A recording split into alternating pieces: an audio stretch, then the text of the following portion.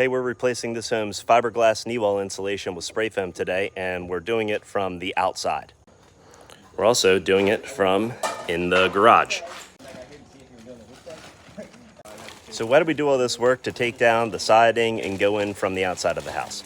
Well, the truth is this is actually a lot easier than going through the drywall, and it's less work for us and the customer.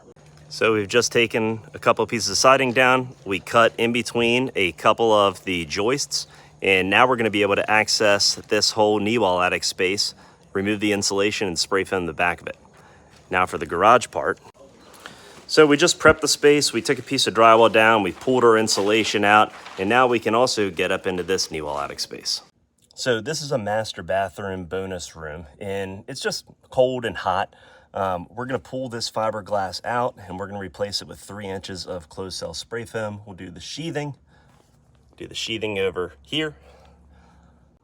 This is what we call a devil's triangle.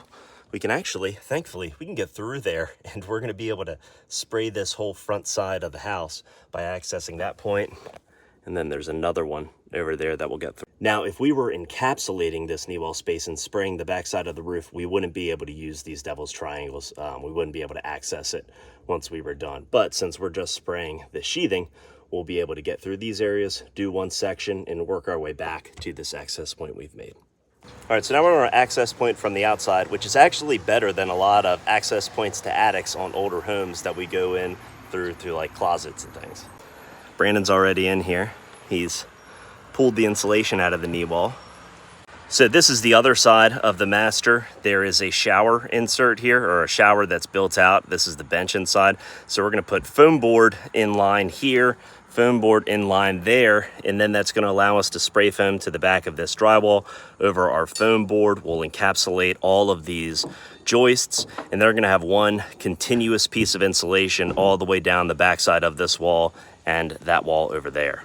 So when we do this, we go from an R13 fiberglass bad in these knee walls in a place where a bunch of air moves around to basically an R23. But one of the most important things is we continued the insulation over the joists. And so when you get continuous insulation, you get better performance of the insulation overall, and a more consistent R value across the wall or the floor or the ceiling or whatever it is.